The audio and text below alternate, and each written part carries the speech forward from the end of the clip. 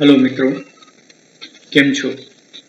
सरस्वती माध्यमिक कन्या विद्या मंदिर नवा तोरणाना ऑनलाइन शिक्षण में आप सर्वेનું स्वागत है। ધોરણ 9 વિષય ગણિત પ્રકરણ નંબર 5 યુક્લિડની ભૂમિતિ। યુક્લિડની 5 પૂર્વધારણાઓની ચર્ચા આજે કરવાની છે અને એ પૂર્વધારણાઓની સમજૂતી પ્રાપ્ત કરવાની છે। પૂર્વધારણા નંબર 1, એક બિંદુમાંથી બીજા બિંદુ સુધી થઈને પસાર થતી એક સીધી રેખા દોરી શકાય। એટલે કે એક બિંદુમાંથી બીજા બિંદુ સુધી થઈને પસાર થતી હોય એવી એક સીધી રેખા દોરી શકાય। આ પૂર્વધારણા નંબર 1 નું વિધાન છે। આ પૂર્વધારણા આપણને સૂચવે છે કે બે ભિન્ન બિંદુઓમાંથી પસાર થતી ઓછામાં ઓછી એક રેખા અવશ્ય દોરી શકાય છે।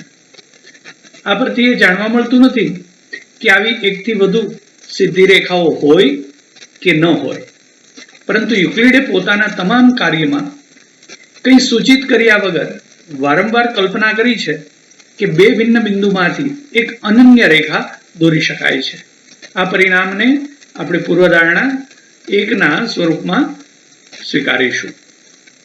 આ પૂર્વધારણાને આપણે પૂર્વધારણા નંબર 5.1 ના સ્વરૂપમાં સ્વીકારીએ છીએ કે આપેલા બે ભિન્ન બિંદુઓમાંથી પસાર થતી અનન્ય રેખા હોય છે। એટલે કે જો તમને બે ભિન્ન બિંદુ આપી દીધા હોય તો એમાંથી પસાર થતી એક અનન્ય રેખા મળી શકે।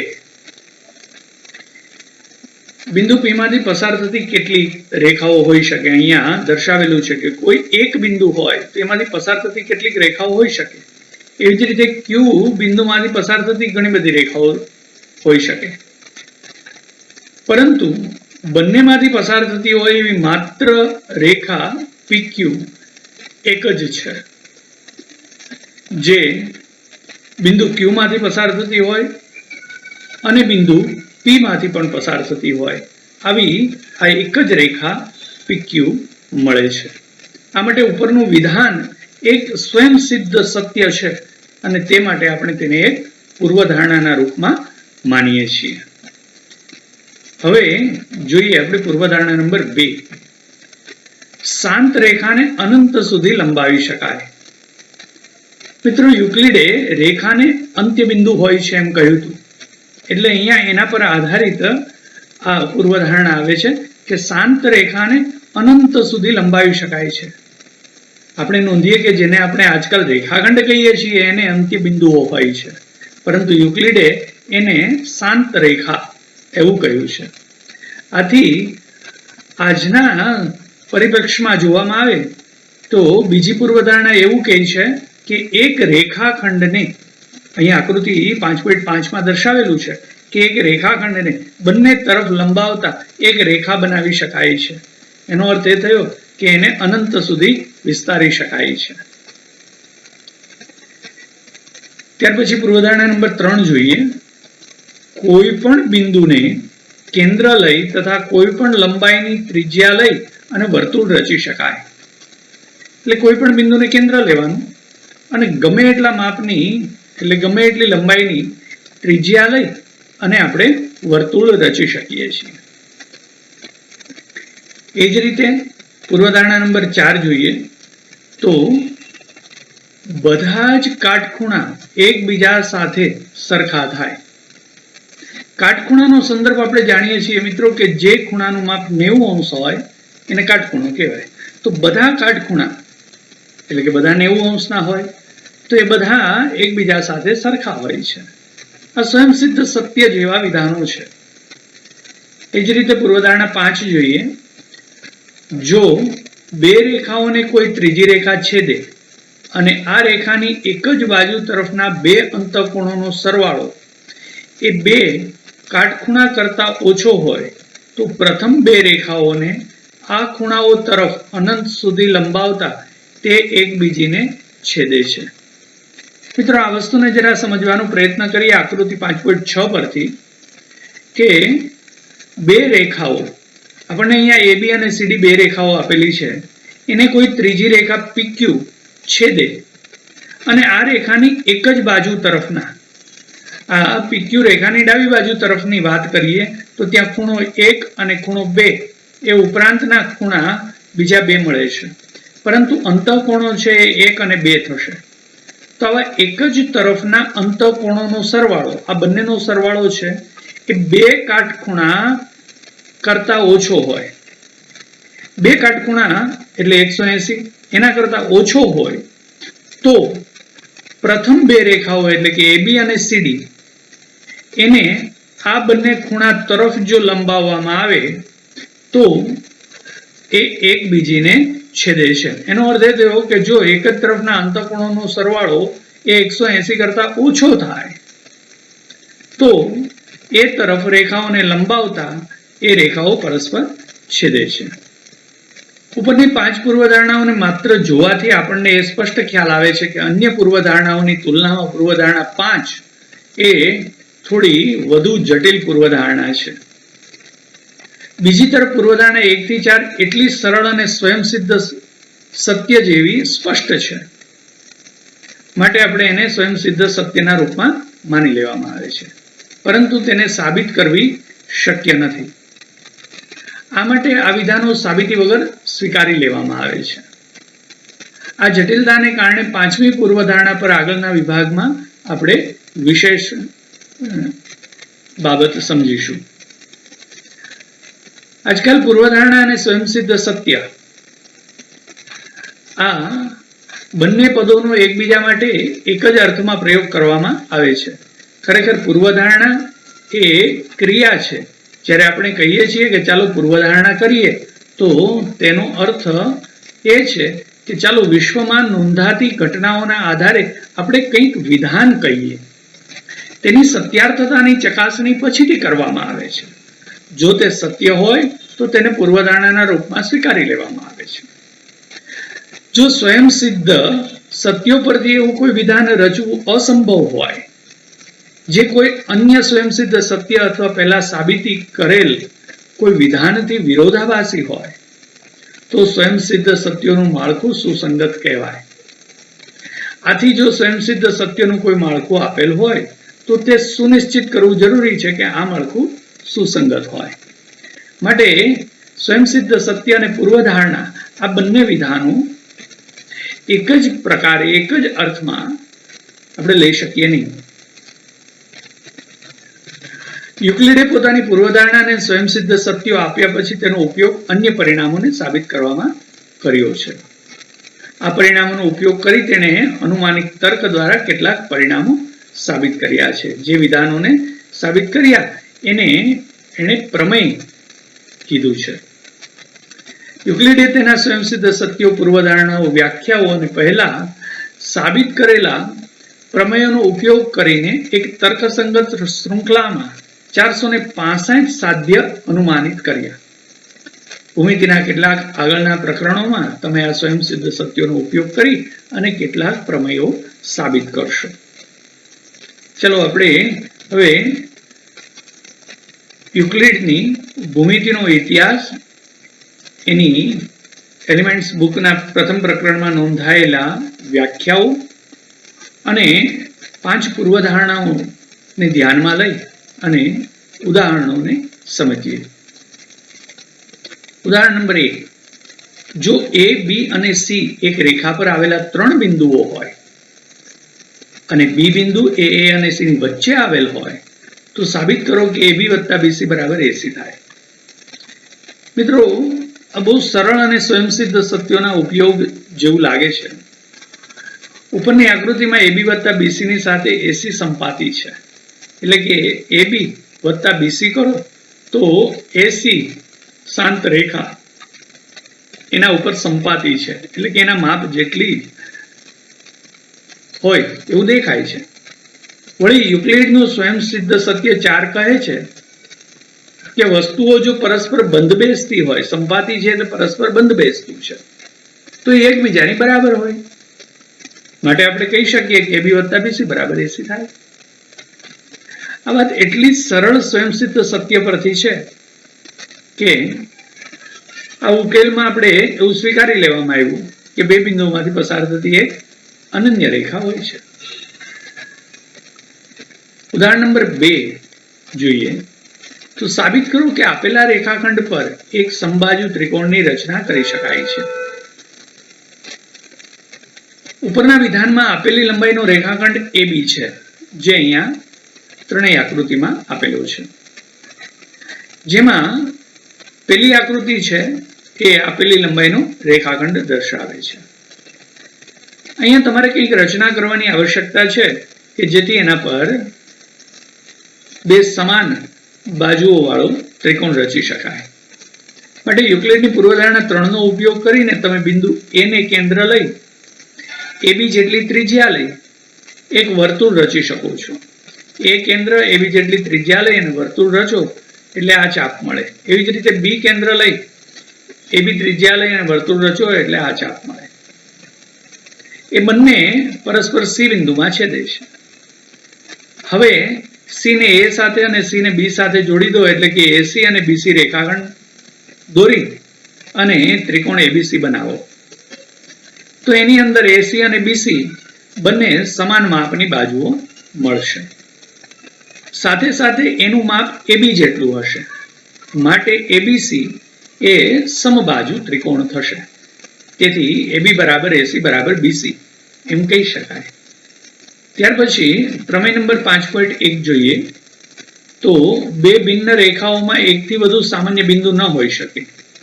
એટલે કે બે ભિન્ન રેખાઓ હોય તો એમાં એકથી વધુ સામાન્ય બિંદુ ન હોઈ શકે. એટલે કે બે ભિન્ન રેખાઓ પરસ્પર છેદતી હોય તો એ એક જ બિંદુની અંદર છેદે. અહીં આપણે બે રેખાઓ L અને M આપેલ છે. આપણે એ સાબિત કરવું છે કે L અને M માં એકથી વધુ કોઈ બિંદુ સામાન્ય નથી. થોડી વાર માટે એવું ધારી લઈએ કે આ બે રેખાઓ બે ભિન્ન બિંદુઓ P અને Q માં એકબીજાને છેદે છે. એનો અર્થ એ થયો કે બંનેમાં બે સામાન્ય બિંદુ P અને Q છે. પરંતુ આ ધારણા પૂર્વધારણા આપેલ બે બિંદુઓ માંથી પસાર થતી એક અનન્ય રેખા હોય છે એની વિરુદ્ધનું વિધાન થયું. આથી આપણે જે ધારણાથી ચાલ્યા હતા કે બે રેખાઓ બે ભિન્ન બિંદુઓમાંથી પસાર થાય છે તે ખોટી છે. આનાથી આપણે એ તારણ પર આવી શકીએ કે બે ભિન્ન રેખાઓમાં એકથી વધુ સામાન્ય બિંદુ ન હોઈ શકે. આ રીતે પ્રમેયના વિધાનને સાબિત કરવા માટે આપણે પૂર્વધારણાઓના વિધાનનો ઉપયોગ કરી અને સિદ્ધ કરી શકીએ છીએ. ત્યાર પછી મિત્રો સ્વાધ્યાય 5.1 અને એના દાખલાઓને સમજીએ. સ્વાધ્યાય 5.1 દાખલા નંબર 1. નીચે આપેલા વિધાનોમાંથી કયા વિધાનો સત્ય છે અને કયા વિધાનો અસત્ય છે? તમારા જવાબ માટે કારણ આપો. પહેલું વિધાન, એક બિંદુમાંથી પસાર થતી માત્ર એક રેખા દોરી શકાય છે. એવી જ રીતે બીજું વિધાન છે, બે ભિન્ન બિંદુઓમાંથી પસાર થતી અસંખ્ય રેખાઓ હોય છે. ત્રીજું વિધાન છે, એક શાંત રેખાને બંને તરફ અનિશ્ચિત રીતે લંબાવી શકાય છે. ચોથું વિધાન છે, જો બે વર્તુળ સમાન છે તો તેમની ત્રિજ્યાઓ સમાન હોય છે. પાંચમા વિધાનની અંદર કીધું છે કે નીચેની આકૃતિમાં જો AB બરાબર PQ અને PQ બરાબર XY હોય તો AB બરાબર XY થાય. આ પાંચ વિધાનોમાંથી કયા વિધાન સત્ય છે અને કયા વિધાન અસત્ય છે એ જણાવી અને એની પાછળનું કારણ પણ આપવાનું છે. ઉકેલ સમજીએ. પહેલું વિધાન છે, એક બિંદુમાંથી પસાર થતી માત્ર એક રેખા દોરી શકાય છે. મિત્રો હમણાં આની પૂર્વે આપણે જોઈ ગયા એક આકૃતિ, એમાં જોયું હતું કે P બિંદુમાંથી ઘણી બધી રેખાઓ પસાર થતી હતી, Q બિંદુમાંથી પણ ઘણી બધી રેખાઓ પસાર થતી હતી. પરંતુ P અને Q માંથી પસાર થતી હોય એવી માત્ર એક જ રેખા PQ હતી. તો એનો અર્થ એ થયો કે એક બિંદુમાંથી પસાર થતી માત્ર એક રેખા દોરી શકાય. આ વિધાન અસત્ય છે. આપણે એ સમજવા માટે અહીંયા આકૃતિને જોઈએ તો એ બિંદુમાંથી ઘણી બધી રેખાઓ પસાર થઈ શકે છે. માટે એક જ રેખા પસાર થાય એ વિધાન અસત્ય છે. કારણ જોઈએ, કારણ કે એક બિંદુમાંથી પસાર થતી હોય તેવી અસંખ્ય રેખાઓ દોરી શકાય, જે અહીં આકૃતિમાં દર્શાવેલું છે. એના સૌથી સરળ ઉદાહરણ લઈએ તો આવી પરસ્પર છેદતી રેખાઓ અથવા તો પરસ્પર લંબ રેખાઓ પણ લઈ શકાય, અથવા તો બે રેખાઓ અનન્ય છેદ બિંદુમાંથી બે રેખાઓ પસાર થાય છે એવું આપણે પ્રમેય નંબર 5.1 સિદ્ધ કરી ગયા. એના આધારે પણ કહી શકાય કે એક જ બિંદુમાંથી પસાર થતી હોય એવી ઓછામાં ઓછી બે રેખાઓ તો મળે જ, માટે માત્ર એક જ રેખા દોરી શકાય એ વિધાન ખોટું છે. બીજું વિધાન સમજીએ કે બે ભિન્ન બિંદુઓ માંથી પસાર થતી અસંખ્ય રેખાઓ હોય છે. બે ભિન્ન બિંદુઓમાંથી પસાર થતી અસંખ્ય રેખાઓ હોય છે. હમણાં મિત્રો આપણે 5.1 પ્રમેયની અંદર સમજી ચૂક્યા એ મુજબ આપેલ વિધાન પણ અસત્ય છે. કારણ કે જો બે ભિન્ન બિંદુઓમાંથી પસાર થતી અનન્ય રેખા હોય છે, અસંખ્ય રેખા હોય તો બે બિંદુ વચ્ચે કેટલું અંતર છે એ સ્પષ્ટ કરી શકાય જ નહીં. માટે એ પૂર્વધારણા 1 નો વિરોધાભાસ કરે છે. માટે આ વિધાન અસત્ય છે. ત્રીજું વિધાન છે એક શાંત રેખાને બંને તરફ અનિશ્ચિત રીતે લંબાવી શકાય છે. મિત્રો આ તો આપણે હમણાં જ પૂર્વધારણાની અંદર જોઈ ગયા. શાંત રેખા, જેને યુક્લિડે શાંત રેખા એવું નામ આપ્યું છે, અને અત્યારના પરિપ્રેક્ષની અંદર આપણે રેખાખંડ કહીએ છીએ, એને બંને તરફ અનિશ્ચિત રીતે લંબાવી શકીએ છીએ. માટે આપેલ વિધાન સત્ય છે. કારણ પૂર્વધારણા નંબર 2 માં આપણે જોઈ ગયા છીએ. ચોથું વિધાન સમજીએ. જો બે વર્તુળ સમાન છે તો તેમની ત્રિજ્યાઓ સમાન હોય છે. આપેલ વિધાન સત્ય છે. કારણ કે જો બે વર્તુળો સમાન હોય તો તેમના પરિઘ એટલે કે વર્તુળની પરિમિતિ અને કેન્દ્ર એકબીજાની સાથે બંધ બેસતા હોય. હવે ત્રિજ્યા એ કેન્દ્ર અને પરિઘના કોઈ પણ બિંદુ વચ્ચેનું અંતર હોય તો તે વર્તુળોની ત્રિજ્યાઓ પણ એકબીજાને સમાન થાય. પાંચમું વિધાન સમજીએ. નીચેની આકૃતિમાં જો AB બરાબર PQ અને PQ બરાબર XY હોય તો AB બરાબર XY થાય. આપેલ આકૃતિમાં AB અને PQ સમાન છે અને PQ અને XY સમાન છે, તો AB અને XY સમાન થાય. આ એક બીજાને સમાન હોય અને બીજું ત્રીજાને સમાન હોય તો પેલું છે એ ત્રીજાને સમાન થાય. આ સ્વયંસિદ્ધ સત્ય યુક્લિડનું છે. માટે આપેલ વિધાન સત્ય છે. કારણ કે AB અને XY એક જ વસ્તુ PQ ને સમાન છે, માટે AB ને XY પણ સમાન થાય. માટે આપણે લખી શકીએ AB બરાબર XY. દાખલા નંબર 2 જોઈએ. નીચે આપેલા પદોની વ્યાખ્યા આપો. શું તેના માટે કોઈ એવા પદ છે કે જેને વ્યાખ્યાયિત કરવાની જરૂર છે? અને એવા પદ હોય તો એ ક્યાં છે અને તમે તેને કેવી રીતે વ્યાખ્યાયિત કરશો? એનો અર્થ એ થયો કે આપણને જે અહીંયા પદો આપેલા છે, સમાંતર રેખાઓ, લંબ રેખાઓ, રેખાખંડ, વર્તુળની ત્રિજ્યા અને ચોરસ, આ બધા પદોની આપણે વ્યાખ્યા આપીએ. તો જ્યારે વ્યાખ્યા આપીએ ત્યારે એ વ્યાખ્યાની અંદર એવા કોઈ પદ આવે છે કે જેને પાછા સમજવા જરૂરી છે, એટલે કે એને વ્યાખ્યાયિત કરવા જરૂરી છે. અને એવા પદ આવતા હોય તો એ કયા કયા છે અને એને આપણે કઈ રીતે વ્યાખ્યાયિત કરી શકીએ એ આપણે સમજીએ અહીંયા. તો સૌથી પહેલા સમાંતર રેખાઓ. મિત્રો સમાંતર રેખાની વ્યાખ્યા જોઈએ તો એક જ સમતલમાં આવેલી બે રેખાઓ પરસ્પર છેદે નહીં તો તેમને સમાંતર રેખાઓ કહેવાય. એટલે કે એક જ સમતલમાં હોય, એક જ સપાટી પર આવેલી હોય અને પરસ્પર છેદતી ન હોય તો એવી રેખાઓને સમાંતર રેખાઓ કહેવાય. બીજી વ્યાખ્યા જોઈએ લંબ રેખાઓ. પછી એક સાથે આપણે એની અંદર એવા કયા પદ છે એની વાત કરીશું. લંબ રેખાઓ, જે બે રેખાઓ પરસ્પર કાટખૂણે છેદે, એટલે કે જ્યાં છેદતી હોય ત્યાં બનતા ચારેય ખૂણાઓ પૈકીનો કોઈ એક ખૂણો પણ જો કાટખૂણો હોય તો તે રેખાઓને પરસ્પર લંબ રેખાઓ કહેવાય. ત્રીજી વ્યાખ્યા જોઈએ, રેખાખંડ. રેખાના એવા ભાગને રેખાખંડ કહે છે જેને બે અંત્ય બિંદુઓ હોય. ચોથી વ્યાખ્યા, વર્તુળની ત્રિજ્યા. વર્તુળના કેન્દ્ર અને પરિઘ પરના કોઈ પણ બિંદુને જોડતા રેખાખંડને વર્તુળની ત્રિજ્યા કહે છે. ચોરસ, જેની ચારેય બાજુઓ એકરૂપ હોય, એટલે કે એની ચારેય બાજુઓના માપ સરખા હોય તેવા ચતુષ્કોણને ચોરસ કહે છે. મિત્રો, અહીંયા આપણે આ બધી વ્યાખ્યાઓ જોયા, એની અંદર અમુક એવા પદો આવે છે, રેખાઓ, એ ઉપરાંત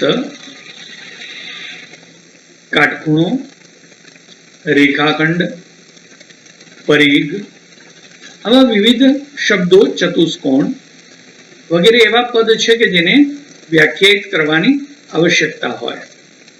એટલે અહીં રેખા, સમતલ, કાટખૂણો, વર્તુળનું કેન્દ્ર, પરિઘ, ચતુષ્કોણ એવા પદો છે જેને વ્યાખ્યાયિત કરવાની જરૂર છે.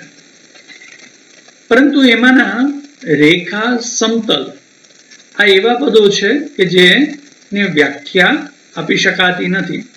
એનો અર્થ એ થયો કે અવ્યાખ્યાયિત પદ છે. તો બાકી કાટખૂણો, વર્તુળનું કેન્દ્ર, પરિઘ અને ચતુષ્કોણ જ એવા પદો છે કે જેને વ્યાખ્યાયિત કરવા પડે છે. તો કાટખૂણો કોને કહેવાય? તો 90 માપ વાળા ખૂણાને કાટખૂણો કહે છે. જે ખૂણાનું માપ 90 અંશ હોય એવા માપવાળા ખૂણાને કાટખૂણો કહેવાય છે. વર્તુળનું કેન્દ્ર કોને કહેવાય? વર્તુળના સમતલમાં આવેલું એક બિંદુ કે જે વર્તુળના દરેક બિંદુથી સમાન અંતરે હોય તેને વર્તુળનું કેન્દ્ર કહે છે. પરિઘ કોને કહેવાય છે? વર્તુળની પરિમિતિ, એને આપણે પરિઘ કહીએ છીએ. ચતુષ્કોણ, એક જ સમતલમાં આવેલ એવી બંધ આકૃતિ કે જેને 4 બાજુ અને 4 ખૂણા હોય એવી બંધ આકૃતિને ચતુષ્કોણ કહે છે. તો આવા પદો હતા જેને વ્યાખ્યાયિત કરવા જરૂરી હતા. હવે જોઈએ મિત્રો દાખલા નંબર 3. નીચે આપેલ બે પૂર્વધારણાનો વિચાર કરો. પહેલી, જો બે ભિન્ન બિંદુઓ A અને B આપ્યા હોય તો તેમની વચ્ચે હોય તેવું એક બિંદુ C મળે. બીજી પૂર્વધારણા છે, એક રેખા પર ન આવેલા હોય તેવા ઓછામાં ઓછા 3 બિંદુઓ મળે. શું આ પૂર્વધારણાઓમાં કોઈ અવ્યાખ્યાયિત પદ છે? શું આ પૂર્વધારણાઓ યુક્લિડની પૂર્વધારણાઓમાંથી મળે છે?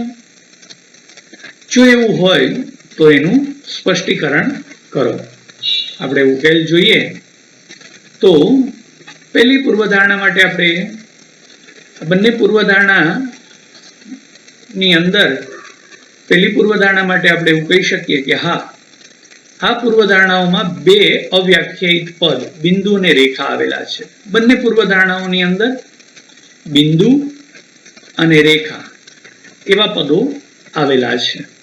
તો પહેલો પ્રશ્ન હતો, શું આ પૂર્વધારણાઓમાં કોઈ અવ્યાખ્યાયિત પદ છે? તો આપણે કહીશું હા, આ પૂર્વધારણાઓમાં બે અવ્યાખ્યાયિત પદ છે, બિંદુ અને રેખા. હવે આપણો બીજો પ્રશ્ન છે, શું આ પૂર્વધારણાઓ યુક્લિડની પૂર્વધારણાઓમાંથી મળે છે? તો એના માટેનો જવાબ છે મિત્રો હા, આ પૂર્વધારણાઓ સુસંગત પૂર્વધારણાઓ છે. સ્પષ્ટીકરણ કરીએ તો પૂર્વધારણા 1 દર્શાવે છે કે આપેલ બે ભિન્ન બિંદુઓ A અને B માટે એવું ઓછામાં ઓછું એક બિંદુ C મળે જે રેખા AB પર A અને B ની વચ્ચે આવેલું હોય. પૂર્વધારણા 2 એમ દર્શાવે છે કે આપેલ બે ભિન્ન બિંદુઓ એ અને બી માટે એવું ઓછામાં ઓછું એક બિંદુ સી તો મળે જ જે રેખા AB પર ન હોય. એનો અર્થ એ થયો કે આ પૂર્વધારણાઓ યુક્લિડની પૂર્વધારણામાંથી નહીં પરંતુ પૂર્વધારણા 5.1 માંથી મળે છે. આ યુક્લિડની પૂર્વધારણાઓમાંથી નથી મળતી પરંતુ પૂર્વધારણા નંબર 5.1 માંથી મળે છે.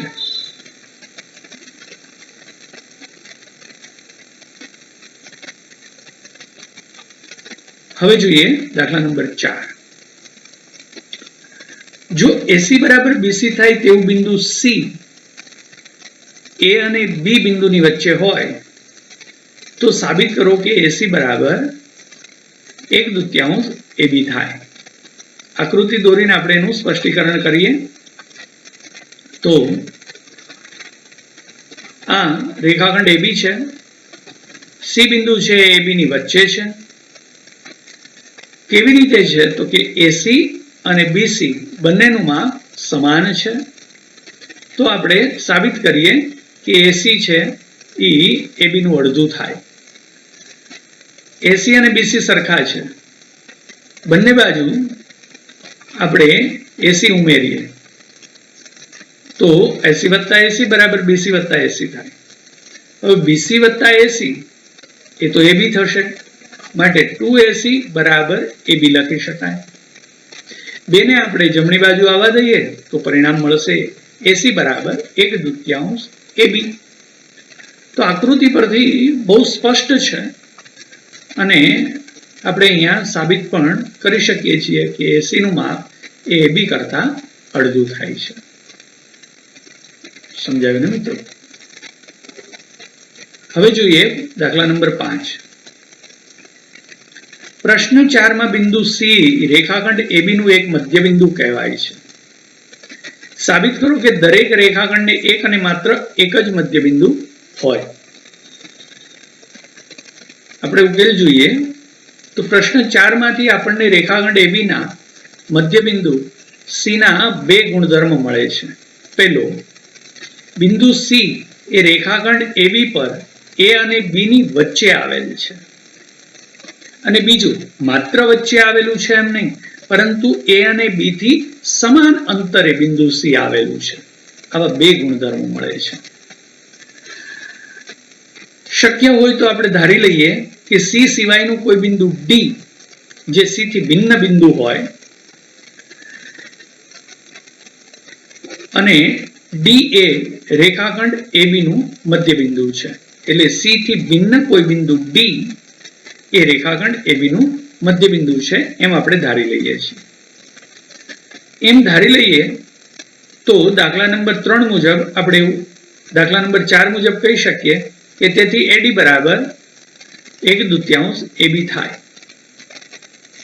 પરંતુ આપણે પ્રશ્ન 4 માં એવું સાબિત કર્યું કે AC બરાબર 1/2 AB થાય. તો એનો અર્થ એ થયો કે જમણી બાજુ સમાન છે તો ડાબી બાજુ પણ સમાન થાય એટલે કે AD બરાબર AC થાય. હવે D અને C બંને રેખાખંડ AB પર A અને B ની વચ્ચે આવેલ છે તથા A અને B થી સમાન અંતરે છે. આથી સાબિત થાય કે D અને C એ અંત્ય બિંદુથી સમાન અંતરે હોય તો બંને સમાન બિંદુઓ જ હોય.